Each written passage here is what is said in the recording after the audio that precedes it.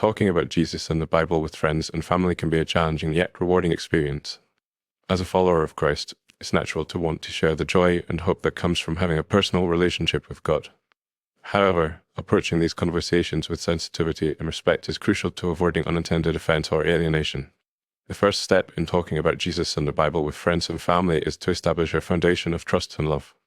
This means being genuinely interested in their lives, listening to their concerns, and showing empathy towards their struggles.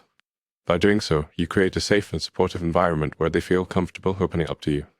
It's essential to avoid being confrontational or judgmental, as this can lead to defensiveness and a breakdown in communication. Instead, focus on building bridges and fostering a sense of mutual respect.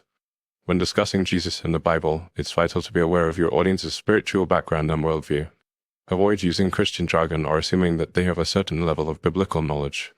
Use everyday language to explain complex spiritual concepts, and be prepared to address questions or objections in a thoughtful and non-confrontational manner. It's also important to acknowledge that everyone's spiritual journey is unique, and that it's okay if they don't share your beliefs. Starting conversations about Jesus and the Bible can be as simple as sharing a personal testimony or a favorite Bible verse.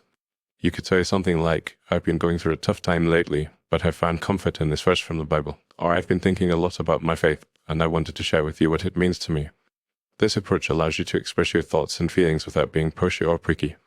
Another effective way to talk about Jesus and the Bible is to focus on the practical applications of faith in everyday life.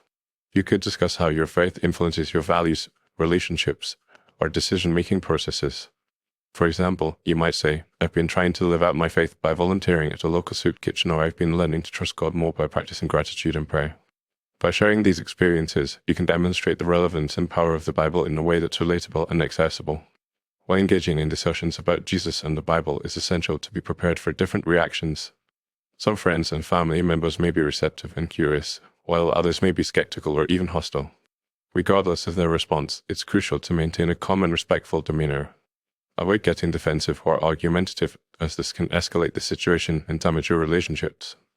Ultimately, talking about Jesus and the Bible with friends and family is not about convincing them of a particular point of view, but about sharing your own story and experiences. By being genuine, empathetic, and respectful, you can create opportunities for meaningful conversations and deeper connections. Remember that it's the Holy Spirit who ultimately draws people to God, not your own persuasive abilities. Your role is to simply be a willing vessel, sharing the love and light of Christ with those around you. In conclusion, discussing Jesus and the Bible with friends and family requires sensitivity, respect, and a genuine desire to connect with others. By establishing trust, being aware of your audience, and focusing on practical applications of faith, you can create a safe and supportive environment for meaningful conversations.